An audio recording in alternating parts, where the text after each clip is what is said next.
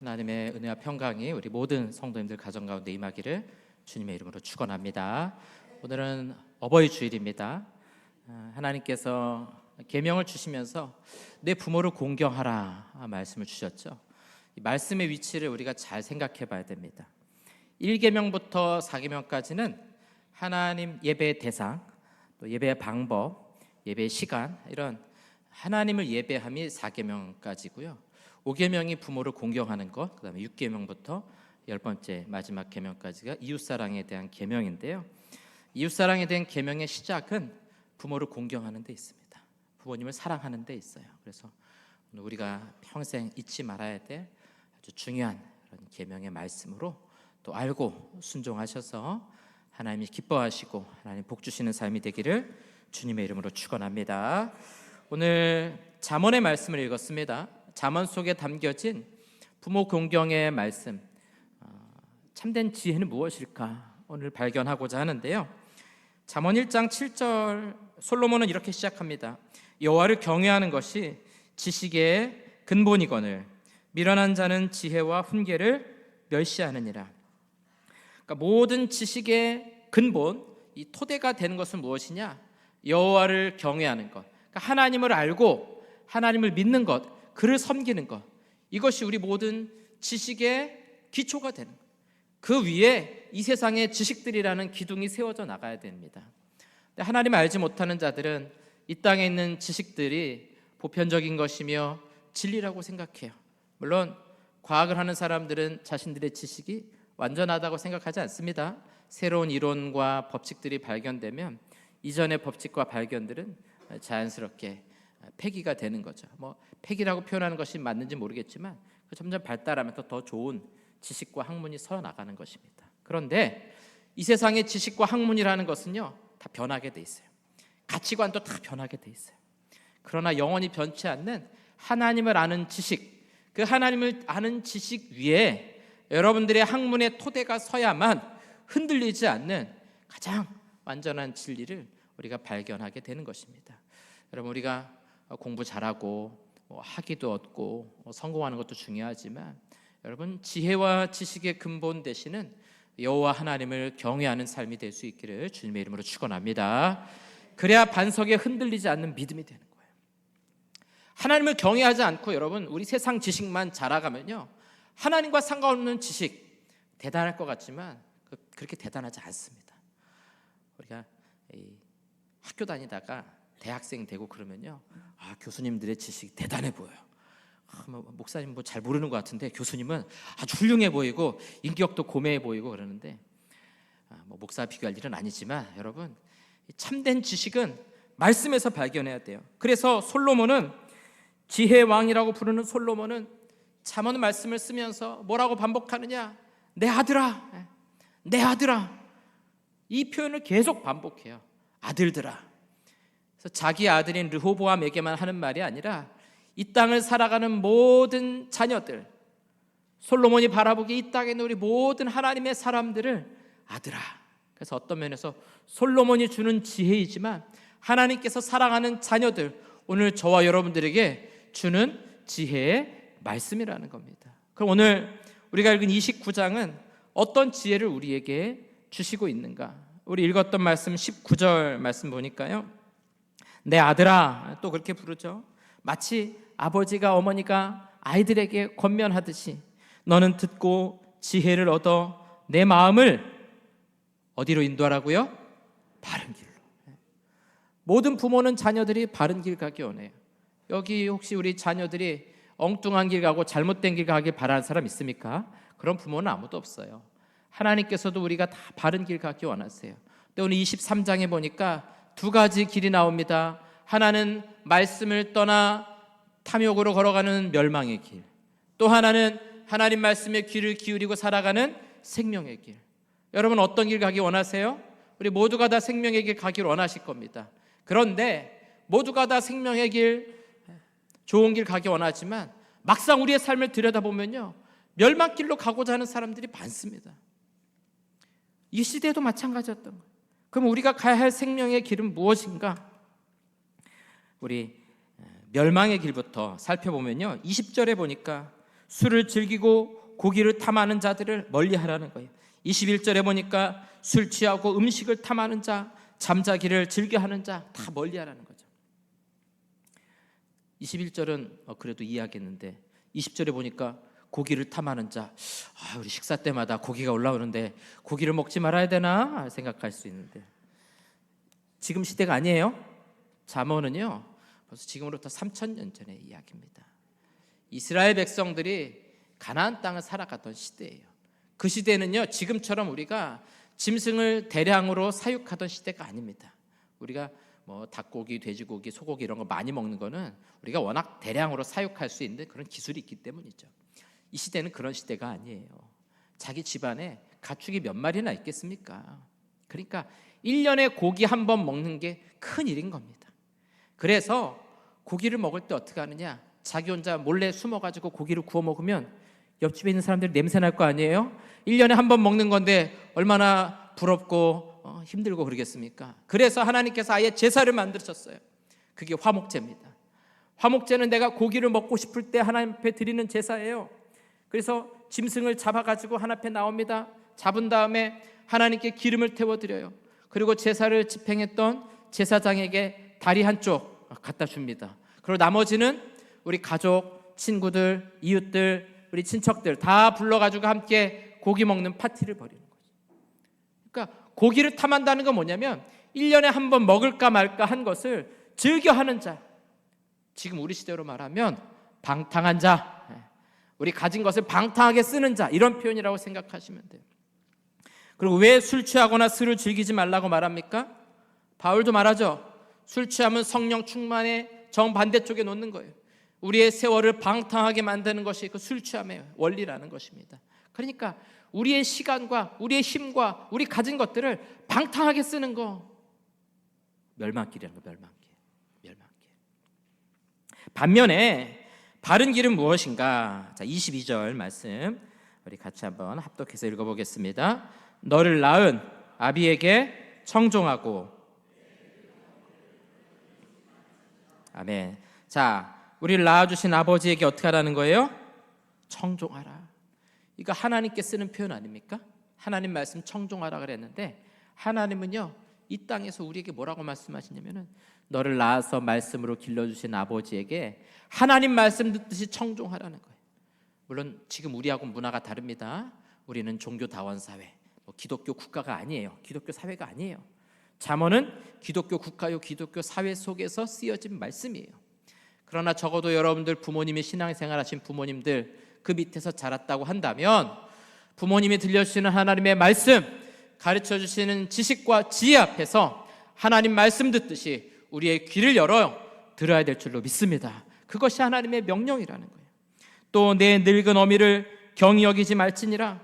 내가 지식이 있고 내가 더 많이 배웠다고 어머니의 말씀을 함부로 여기거나 어머니를 함부로 대하는 그런 태도, 하나님 엄격하게 금하고 있다는 것이죠. 우리가 부모님보다 지식이 있어봐야 뭐 얼마나 더 있습니까? 뭐 학이 좀 더 따고 뭐 높아졌다고 훌륭합니까? 대단합니까? 그렇지 않다는 거예요. 하나님께서 우리 부모님에게 주신 그 지혜를 함부로 여겨서는 안 됩니다. 귀하게 여기셔야 돼요. 귀하게. 그것이 하나님의 명령입니다. 25절 말씀 우리 한 번 더 같이 합독해서 읽겠습니다. 내 부모를 즐겁게 하며 너를 낳은 어미를 기쁘게 하라. 즐겁고 기쁘게, 이거는 육체적이고 감각적인 즐거움을 말하는 것이 아닙니다. 앞서 말씀드린 것처럼 부모님의 가르친 말씀에 순종하는 거예요. 앞에서는 네 그리고서는 뒤에 가가지고 아유 아버지 뭐 모르시면서 저렇게 말씀하시나, 그러지 말라는 거예요.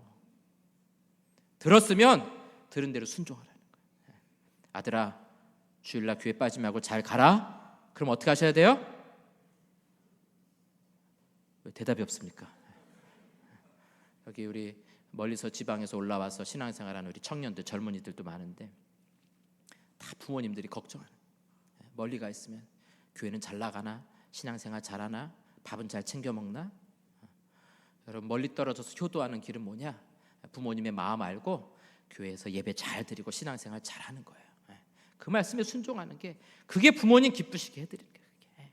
뭐 맛있는 음식 사드리고 선물 사드리는 거 물론 그것도 좋죠.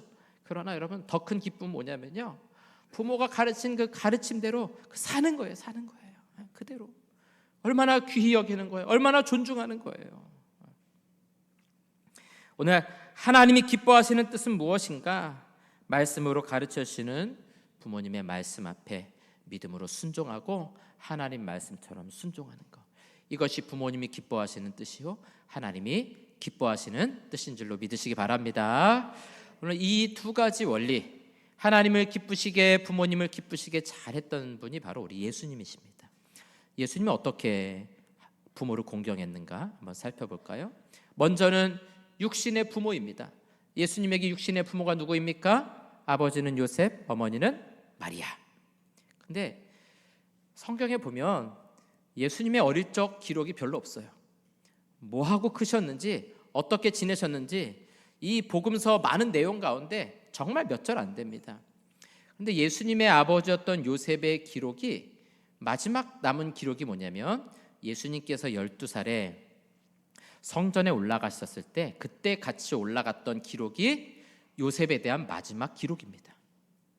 그 말은 뭐냐면 아마도 12세 이후에, 예수님이 12세 이후에 한 12살에서 15살 요 사이에 아버지 요셉이 돌아가셨을 겁니다. 그럴 가능성이 굉장히 높아요. 대부분 학자들 그렇게 이해합니다. 그러면 예수님 남은 가족이 누굽니까? 어머니 마리아, 그리고 예수님의 동생들. 마리아는 과부가 된 거예요. 장남이 우리로 치면 15살, 한 중2, 3 됐을 때 남편이 죽은 겁니다. 그러면 4명, 5명 되는 그 아이들을 마리아 혼자 어떻게 먹여 살립니까? 과부는 힘들어요. 고대 사회에 과부와 고아를 극빈곤층으로 넣는 이유가 뭐냐면 우리처럼 뭐 직장을 구하고 일을 하고 돈 벌 수 있는 그런 공동체가 아닙니다. 결국 이 가정을 누가 먹여 살린 겁니까? 예수님이. 아마도 15살부터 30세 공생의 사역을 시작하시기 전까지는 몫으로서 가정을 섬겼을 겁니다. 마리아를 대신하여 이 가정을 이끌어가는 청소년 가장이었을 거라고요. 마가복음 6장 3절에 보면 이 사람이 마리아의 아들 목수가 아니냐 그래요. 다른 성경에서는 목수의 아들이 아니냐 그러는데 마가복음은 목수가 아니냐 이렇게 말해요. 여러분, 한 사람을 향해 직업을 이야기한다는 건 뭐냐면 적어도 예수님께서 이 분야에서 상당히 오랜 기간을 일했다는 거예요. 그러니까 마리아 입장에서 보면 어때요? 남편 일찍 죽고 우리 가정에 먹을 것 마시고 살 것을 책임진 사람은 장남이었던 예수. 동생들을 돌보면서 어떤 면에서 남편을 잃은 마리아 입장에서는 남편의 빈자리를 대체할 수 있는 사람이 바로 예수님이었다는 거죠. 그러니까 그런 예수님이 십자가에 달려 돌아가셨을 때 마리아의 마음이 얼마나 아프겠습니까? 그냥 장남의 죽음 정도가 아니라 우리 가정을 오랫동안 먹이고 살려왔던 나의 남편의 자리를 대신했던 그 아들의 죽음. 마찬가지로 예수님도 십자가에 달려 죽으실 때 어머니를 향한, 자신은 하나님이시지만 인성으로는 아버지와 어머니, 특별히 남아있는 이 어머니 마리아의 스라에서 자라나고 오랫동안 섬겨왔잖아요. 이제 자신이 떠나면 어머니는 어떻게 하나, 그런 슬픈 마음 때문에 요한에게 어머니를 부탁합니다. 요한복음 19장 26절 보니까요, 예수께서 자기의 어머니와 사랑하시는 제자가 곁에 서 있는 것을 보시고, 이 사랑하시는 제자가 요한이에요. 요한은 예수님의 친척이기도 합니다. 어머니에게 말씀하시되 여자여 보소서 아들이니이다. 예수님은 하나님이세요. 마리아를 향해 나는 신이니까 이제 하늘로 돌아갈 것입니다 이렇게 말하는 게 아니라 아들입니다. 이거는 자신이 인성으로서 마리아의 아들의 역할, 자신의 그 정체성이 아들에 있다는 것을 고백하는 거예요. 27절에 또 그 제자에게 이르시되 요한에게 이르되 보라 내 어머니라 하신대 그때부터 그 제자가 자기 집에 모시니라. 그러니까 요한에게 자신이 세상을 떠나면서 내가 마리아를 끝까지 책임지지 못하니까 요한에게 부탁하는 거죠. 너가 나의 어머니를 책임져다오. 그래서 사도 요한은 제자들 가운데 가장 오래 삽니다. 다른 제자들은요 대부분 다 복음 전하다 순교해요. 그런데 요한만큼은 90세가 넘어서까지 요한계시록을 쓰고 나서 죽을 정도로 오래 살아요. 그때까지 튀르키예 터키 지방에서 예수님의 어머니 마리아를 모시면서 평생을 살아가게 되는 거예요. 그러니까 이 예수님은 인성으로서는 자기의 어머니를 열심히 섬기면서 마리아를 기쁘게, 어머니를 기쁘게 하는 그런 삶을 살았다는 거죠. 또 하나의 측면은요, 영원하신 아버지 하나님을 기쁘시게 하는 삶을 사셨습니다. 요한복음 6장 38절에 보니까 내가 하늘에서 내려온 것은 내 뜻을 행하려 함이 아니요. 예수님이 이 땅에 인간의 몸을 입으신 것은 예수님 자신의 뜻이 아니라 나를 보내신 이의 뜻을 행하려 함이라. 아버지 하나님께서 기뻐하시기 때문에 이 땅에 오신 겁니다. 아버지 하나님이 기뻐하시는 말씀만을 전하셨어요. 아버지 하나님께서 예수님의 죽음을 기뻐하셨기 때문에 친히 죽음의 십자가의 자리로 나아가셨던 것이죠. 예수님도 인간의 몸을 입으셨기 때문에 십자가의 죽음은 피하고 싶으신 거예요. 그래서 겟세마네 동산에서 엎드려 기도하실 때, 땀방울이 핏방울이 될 정도로 간절히 기도하실 때 할 수만 있거든 이 잔을 내게서 옮겨주시옵소서. 아버지, 할 수만 있으면 저도 이 십자가에서 죽고 싶지 않습니다. 이 고통당하고 싶지 않아요. 그런데 그 다음에 뭐라고 기도하세요? 그러나 나의 원대로 마옵시고 아버지의 뜻대로 되기를 원하나이다. 영원한 아버지의 뜻대로 하신 분이 예수님이에요. 여러분, 부모를 공경하라는 뜻이 뭡니까? 우리의 영원한 아버지 되신 하나님의 뜻대로 사는 것이 부모를 공경하는 것이요, 우리의 육신의 부모님의 뜻대로 행하는 것이, 그것이 부모를 공경한다라는 의미예요. 여러분, 오늘 내 부모를 공경하라는 것은 단순히 우리 육신의 부모님을 기쁘시게 하는 것, 거기서 끝나서는 안 돼요. 그건 완전한 게 아닙니다. 그러면요, 세상의 세상의 부모 공경과 다를 바가 없어요. 기독교의 부모 공경은 세상의 부모 공경과는 달라야 되는 거 아니에요? 달라야 되는 거. 이 세상 원리로 보면요, 우리 유교적 전통으로 보면요, 부모 공경, 이 효사상이 대단합니다. 우리 기독교에서 말하는 효와 부모 공경하고 비교하면요, 어떤 면에서 더 대단해요. 이 유교 공동체에서 어린 아이들을 기를 때 읽는 소학이 있잖아요. 제가 신학을 하고 난 다음에 이 소학을 읽었는데요, 부모에 대한 공경의 말씀인데 이거는 단순한 게 아니더라고요. 제가 보니까 이거는 신앙 교육서예요. 신앙 교육서. 거의 성경 수준이에요. 부모님에 대한 태도로 가득한 책인데요, 부모님이 아침에 기침하기 전에는 가서 말 걸지 말고 깨우지 말고, 돌아가시면 3년상을 치르고. 여기 부모님 돌아가셨는데 3년 동안 무덤 지킬 사람 아무도 없잖아요. 이 세상의 원리가요, 대단해요. 그러니까 우리가 육신의 부모님에게만 잘한다, 그걸 가지고 5계명을 해석하면요, 세상의 원리를 못 따라가는 것처럼 보여요. 그러나 기독교 효사상, 기독교 성경이 말하는 부모 공경의 위대성이 어디 있는가? 우리 영적인 부모이신 영원한 아버지 되신 하나님을 섬기는 그 믿음의 토대 위에 부모를 섬기는 데 있어요. 그게 우리의 참된 믿음이요, 참된 부모 공경의 원리가 되는 겁니다. 그래서 하나님 아버지를 기쁘시게, 우리 육신의 부모님을 기쁘시게, 이 두 가지를 중첩해서 보셔야 돼요. 중의적으로 이 5번째 계명의 말씀을 해석해야만 성경이 말씀하시는, 하나님 말씀하시는 부모 공경을 바르게 이해할 수 있는 겁니다. 라틴어에 보면은 피에타스라는 단어가 있습니다. 우리가 신학적으로 해석하면은 경건, 신앙 이런 뜻입니다. 그런데 원래 로마인들은 이 피에타스를 부모에 대한 효라고 이해했어요. 부모를 공경하고 부모를 섬기는 것을 피에타스라고 했던 것이죠. 근데 그 부모 공경을 신에게로 가져가는, 로마인들의 신에게로 가져가서 피에타스 부른 거고요. 로마가 기독교 제국이 되면서 더 이상 로마의 신들에게 피에타스가 아니라 살아계신 하나님 아버지, 똑같잖아요, 그렇죠? 부모에 대해서 피에타스, 육체 아버지 어머니에게 피에타스, 우리의 영원하신 하나님께 피에타스. 그러니까 하나님을 잘 섬기려면 사실 부모님을 잘 섬겨야 돼요. 그게 진짜 거기서 우리가 경건이 무엇인지 발견하게 되는 겁니다. 여러분, 우리 말씀을 잘 정리하시기 바랍니다. 하나님이 기뻐하시는 뜻 안에서, 이게 전제예요. 하나님이 기뻐하시는 뜻 안에서 육신의 부모님을 기쁘시게 하기를 바랍니다. 그게 내 부모를 공경하는 뜻이에요. 이렇게 이해하지 않으면요, 우리 신앙에 큰 문제가 발생합니다. 여러분, 여기 계신 성도님들 가운데 부모님이 교회 안 다니는 분들 계시죠? 신앙생활 안 하는 분들 계세요. 그러면 부모를 공경하라 그랬으니까 믿지 않는 부모님이 너 앞으로 교회 가지 말아라. 나는 너가 교회 가는 거 싫다. 하나님 믿는 거 싫다. 그러면 어떻게 하실 거예요? 부모를 공경하라 했으니까 교회 가지 말라고, 하나님 믿지 말라 했으니까 믿지 않아야겠다. 교회 가지 않아야겠다. 그래야 됩니까? 어떻게 해석하실까? 어떻게?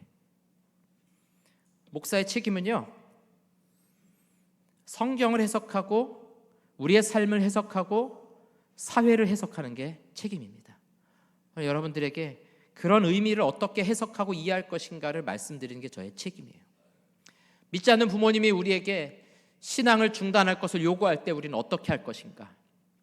오늘 말씀드렸죠? 하나님이 기뻐하시는 뜻 안에서 그게 우선이에요. 부모님을 기쁘시게 해야 됩니다. 그러면 부모님이 교회를 가지 말라 그래도 하나님이 기뻐하시는 뜻이 신앙생활하는 거니까 신앙을 지키는 거에 우선이 돼야 돼요. 그럼 부모님 말씀 어기면 어떡합니까? 여러분, 비행기 타시면 처음에 승무원들이 설명을 합니다. 비상구는 여기 있고 여기 있고, 뭘 꺼내서 이렇게 입으시고, 그 다음에 중요한 게 나오죠. 위급상황 시 산소호흡기가 떨어질 겁니다. 어린아이부터 채워주지 마시고 성인이 먼저 착용하십시오. 왜요? 어린아이 먼저 착용하려고 그러다가 둘 다 죽는다는 거예요. 여러분, 부모님들이 신앙생활 안 하는 가정 있잖아요. 여러분들이 부모님을 살리는 길은 뭐냐면 여러분 자신이 건강한 믿음과 신앙을 가지시는 겁니다. 내가 영적인 산소호흡기를 끼고 있어야 내 곁에 있는 다른 사람도 살릴 수 있는 거예요. 다만 하나님이 나에게 부모님을 보내주셨기 때문에 그 은혜를 잊지 마셔야 돼요. 때로는 내가 믿음 생활하고 부모님 믿음이 없기 때문에 나를 불편하고 힘들게 할 수 있습니다. 그렇다고 부모님을 외면하거나 거절하거나 가볍게 여겨서는 안 돼요. 경히 여겨서는 안 돼요. 하나님께서 우리 사랑하는 부모님을 구원하실 것을 믿고 우리 부모님 위해서 간절하게 기도하시기 바랍니다. 그게 하나님이 기뻐하시는 뜻이에요. 기뻐하는 뜻. 반대로 해볼까요? 부모님은 신앙생활 잘하십니다. 나는 신앙생활 똑바로 안 해요. 너무나도 분명하게 우리가 성경 해석할 수 있죠. 하나님이 기뻐하시는 뜻은 부모님의 믿음과 신앙을 내가 잘 이어받는 거예요. 여러분들 부모님들이 열심히 하나님을 섬기셨다면 여러분도 하나님 열심히 섬기십시오. 여러분 부모님들이 기도의 사람이었다면 여러분도 기도의 사람이 되시기 바랍니다. 여러분 부모님이 말씀의 사람이셨다면 여러분들도 말씀의 사람이 되시기를 바랍니다. 천국에서 만나는 게 효도 아니에요? 최고의 효도는요, 여러분 자신이 구원받는 것이고요, 최고의 효도는 여러분들의 부모님을 천국으로 인도하는 것이 최고의 효도인 줄로 믿으시기 바랍니다. 우리 그렇게 말씀을 해석하고 오늘 성경이 말씀하고 있는 것처럼 하나님 말씀에 귀를 기울이고 우리를 낳아주시고 길러주시고 말씀으로 믿음으로 인도해 주신 부모님 말씀에 귀를 기울이는 것, 이것이 내 부모를 공경하라 하신 말씀을 바르게 이루는 길이요 하나님이 기뻐하시는 뜻인 줄로 믿으시기 바랍니다. 이제 오늘 말씀 정리하면서 여러분들에게 권면드립니다. 부모님이 신앙생활 안 하시는 분들 계시다면 여러분 포기하지 마세요. 결코 포기하지 마세요. 기도하십시오. 우리가 믿지 않는 사람들에게도 열심히 전도하잖아요. 믿지 않는 사람들에게도 열심히 선물 갖다 주면서 하나님 사랑 증거하시잖아요. 하나님 알지 못하는 부모님들에게 최선을 다해 사랑을 전하세요. 최선을 다해. 내가 하나님께 받은 사랑 가지고 최선을 다해 사랑을 전하시고 그분들의 말씀에 귀를 기울이십시오. 그게 복음이 증거되는 길이에요. 여러분들이 포기하시면 안 됩니다. 또 여러분들의 부모님들이 신앙생활 잘 하고 계시다면, 또 이미 안 계시지만 이전에 신앙생활 잘 하셨다면 그분들의 믿음의 길을 잊지 마시고 또 건강하시도록 기도하시고 늘 관심과 사랑을 가지고 어떻게 하면 부모님을 기쁘시게 할 수 있을까?